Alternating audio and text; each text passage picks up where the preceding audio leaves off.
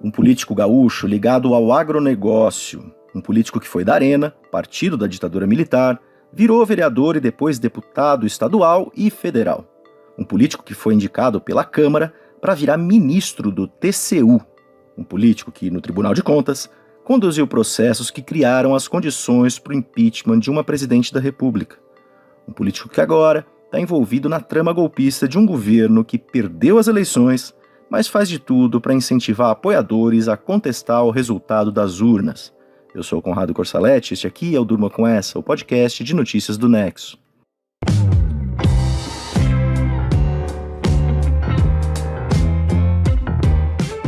Olá, eu sou a Aline Pellegrini e estou aqui com o Conrado para apresentar esse podcast que vai ao ar de segunda a sexta, no começo da noite, sempre com notícias instigantes que podem continuar a ecoar por aí.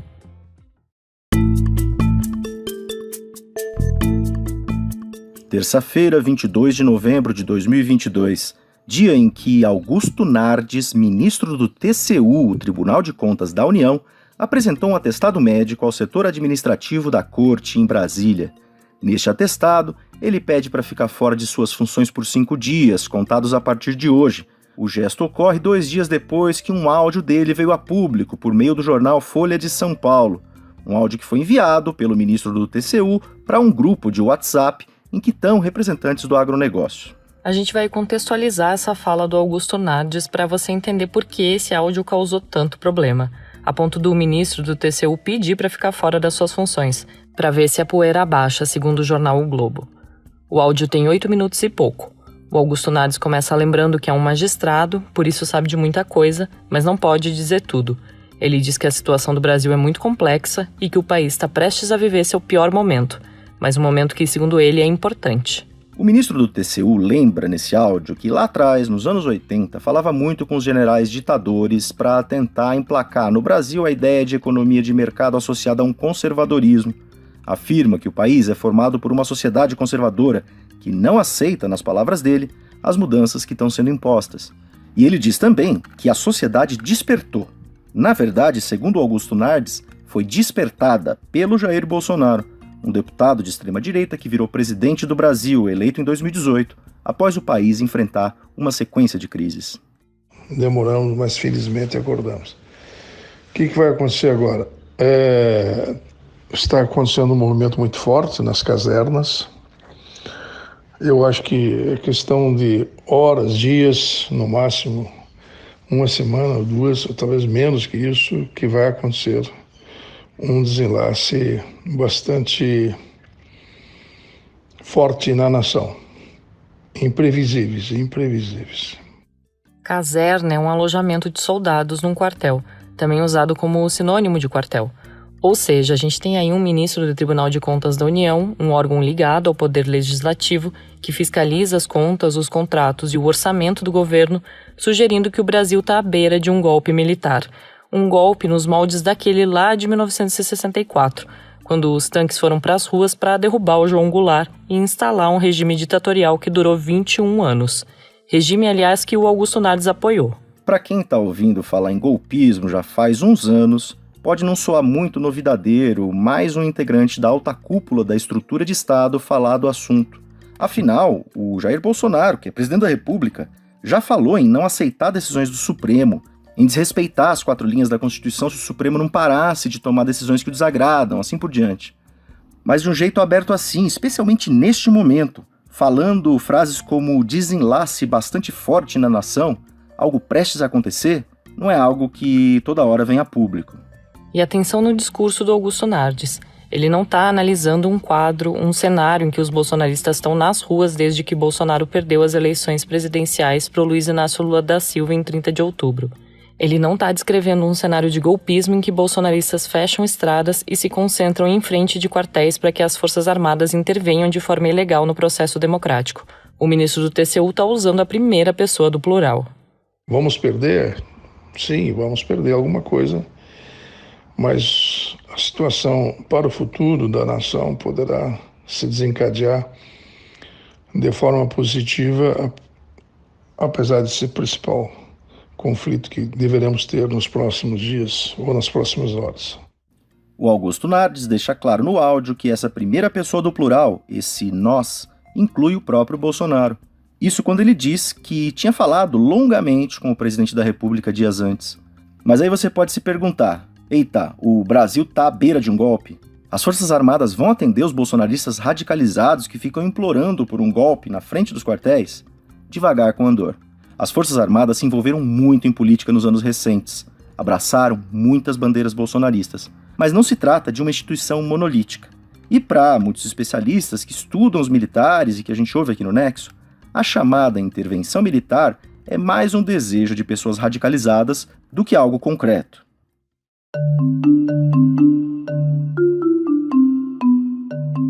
Depois que o áudio do Augusto Nardes veio a público, ele veio tentar se explicar. Ele divulgou uma nota na segunda-feira em que repudia peremptoriamente manifestações de natureza antidemocrática e golpista. O ministro do TCU também diz reiterar que defende a legalidade e as instituições republicanas. Disse ainda que, abre aspas, lamenta profundamente a interpretação que foi dada sobre um áudio despretensioso gravado apressadamente e dirigido a um grupo de amigos. Fecha aspas. Mesmo com essa nota de tentativa de esclarecimento, o clima ficou péssimo dentro do TCU. O tribunal é composto por 9 ministros. Alguns deles disseram ao site Metrópolis que o vazamento do áudio causou constrangimento geral. Esses ministros teriam dito nos bastidores, inclusive, que as declarações eram sim golpistas e poderiam até configurar um crime contra o Estado Democrático de Direito. Os adversários do bolsonarismo reagiram ao áudio. O senador Randolfo Rodrigues, da Rede do Amapá, pediu o afastamento do Augusto Nardes do TCU. A deputada gaúcha Fernanda Melchiona, do PSOL, e também outros parlamentares protocolaram requerimentos para que o ministro compareça à Câmara para explicar as declarações. O PT, o partido do Lula, presidente eleito que toma posse em 1º de janeiro, protocolou uma notícia-crime para que Augusto Nardes seja investigado. Para além de uma eventual providência contra a pessoa do Augusto Nardes, o áudio vazado acaba por engrossar ainda mais o coro de quem não aceita o resultado das urnas. O Bolsonaro passou mais de um ano tentando desacreditar o sistema eleitoral brasileiro. Quando perdeu, nem cumprimentou o adversário vitorioso. Deu declarações dúbias sobre os manifestantes inconformados com a derrota. Acabou por incentivar indiretamente os acampamentos em frente aos quartéis. Acampamentos que são movidos a uma constante ansiedade de que algo está prestes a acontecer, a qualquer momento. Algo muito parecido com o que diz o ministro do TCU nos áudios, algo que vai chegar nos próximos dias, nas próximas horas. Esse clima, essa ansiedade constante pode não resultar no golpe clássico com um tanque na rua para que o Lula não assuma a presidência em 2023, mas repete o que já ocorreu nos Estados Unidos com o Donald Trump. O presidente que perdeu a reeleição em 2020 não aceitou o resultado e estimulou apoiadores a invadirem o Congresso, num episódio que deixou mortos e uma grande mácula na democracia americana. No Brasil, as cenas de violência se acumulam desde o fim das eleições. Em Santa Catarina, bolsonaristas atacaram a Polícia Rodoviária Federal com canos de ferro. No Pará, os bolsonaristas atiraram com armas de fogo contra a polícia. Em Mato Grosso, houve um ataque a tiros a um posto de uma concessionária de estrada que ficava próximo aos protestos antidemocráticos. Um guincho e uma ambulância foram queimados. Pelo menos 3 caminhões foram incendiados em rodovias do estado. A Polícia Rodoviária Federal chegou a dizer que está precisando combater técnicas terroristas. A polícia já prendeu suspeitos de atos violentos. Financiadores das manifestações golpistas tiveram suas contas bloqueadas por ordem do Supremo.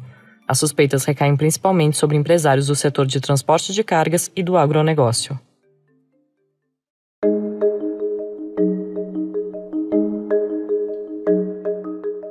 Augusto Nardes foi vereador de Santo Ângelo, cidade do noroeste do Rio Grande do Sul, nos anos 70, durante a ditadura. Depois foi deputado estadual gaúcho nos anos 80, até chegar a Brasília como deputado federal nos anos 90. O político sempre esteve ligado à Arena e aos partidos que derivaram dela, como o PP, hoje chamado Progressistas.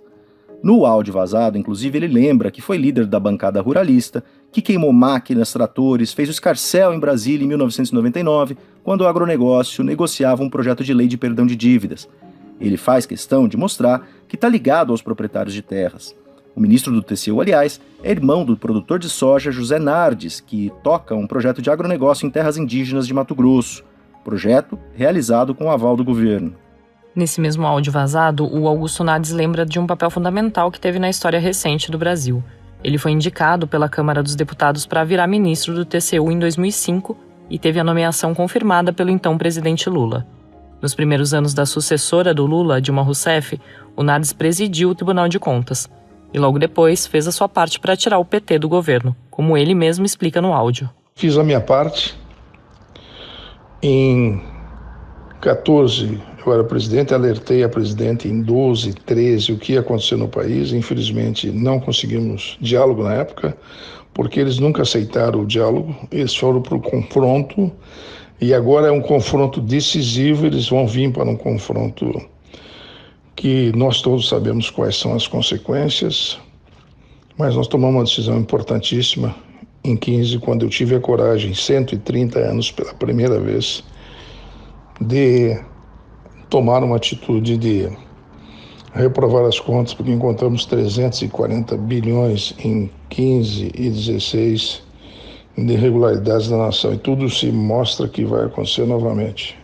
O ministro lembra nessa fala que o TCU reprovou de forma inédita as contas do governo, e o Augusto Nardes foi relator do processo das pedaladas fiscais da Dilma, que deram impulso ao processo de impeachment da petista. Ela acabou caindo em maio de 2016 por manobras fiscais, por realizar gastos não autorizados pelo Congresso. E o interessante nessa fala do Augusto Nardes é que, depois de usar muito a primeira pessoa do plural no áudio, ele passa a usar a terceira pessoa do plural para se referir aos petistas. A ideia de nós e eles fica bem clara. O que o país tem agora pela frente é o desafio de lidar com os grupos radicalizados. Um desafio que só aumenta cada vez que uma autoridade como Augusto Nardes diz o que disse sobre o agito nas casernas. Um desafio que só aumenta quando o partido do presidente da República, o PL, alimenta a ideia sem provas de que há problemas nas urnas eletrônicas. Um desafio que só aumenta quando parte das Forças Armadas, inclusive gente da ativa, engrossa o coro golpista. Um desafio que tem um objetivo central: preservar uma democracia que vem sendo testada de forma ininterrupta nos anos recentes.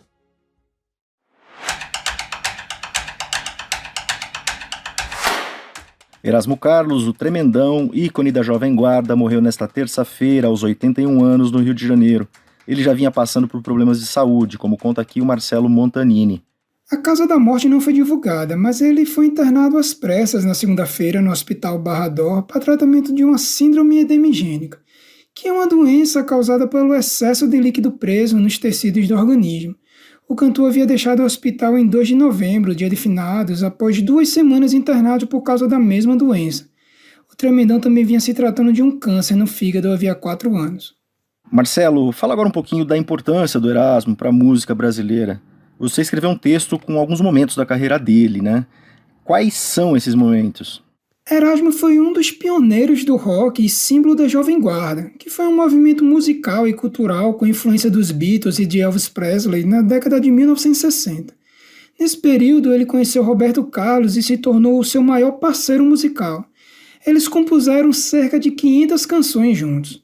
Inclusive, Erasmo Carlos na verdade se chama Erasmo Esteves e passou a usar o nome artístico em homenagem a Roberto Carlos e ao produtor artístico Carlos Imperial.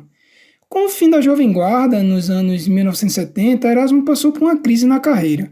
Assinou com a gravadora e lançou discos com influência do movimento hippie, do soul. Teve episódio em que foi vaiado no Rock in Rio de 1985 e lidou com o alcoolismo. Mas a partir dos anos 2000, ele voltou a gravar novos álbuns que lhe renderam premiações. Erasmo também participou de ao menos 8 filmes, com direito a prêmio de melhor ator coadjuvante. Esse texto do Marcelo você lê em nexojornal.com.br.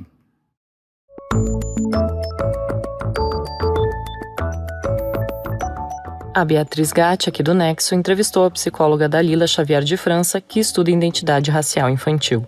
Ela fala sobre a importância da representatividade, das referências, inclusive na cultura pop, para as crianças negras. A Dalila Xavier de França, que é professora da Universidade Federal de Sergipe, a UFS, destacou a importância de personagens negros, sejam eles históricos, sejam fictícios, para a construção da identidade racial de crianças pretas e pardas. Nesse trecho da entrevista que a gente vai passar na sequência, a Dalila, que também é coordenadora do Grupo de Pesquisa Socialização das Atitudes Intergrupais e Racismo, da UFS, fala sobre como a fantasia pode ser uma aliada na autoafirmação das crianças negras. Até bem pouco tempo, as crianças elas não tinham como se referenciar, né? Então, por exemplo, nas minhas entrevistas com as crianças, quando eu estava fazendo a minha pesquisa, era muito comum as crianças dizerem que não gostam de ser negras. Eu não gosto de ser negro porque os negros só são vistos como escravos. Quando eles aparecem, é sempre como escravos, tá?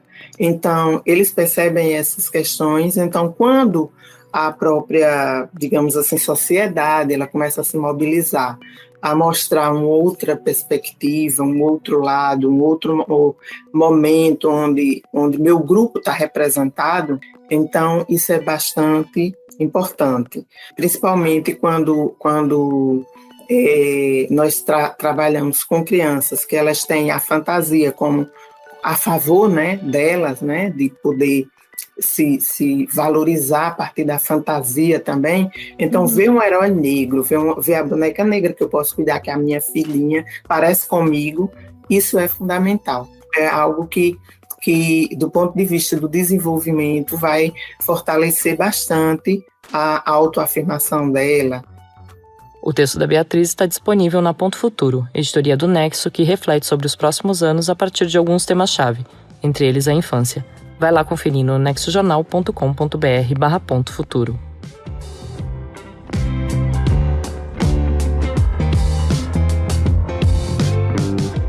Do áudio vazado de um ministro do TCU, passando pela morte de Erasmo Carlos e fechando com a importância da representatividade para as crianças, durma com essa.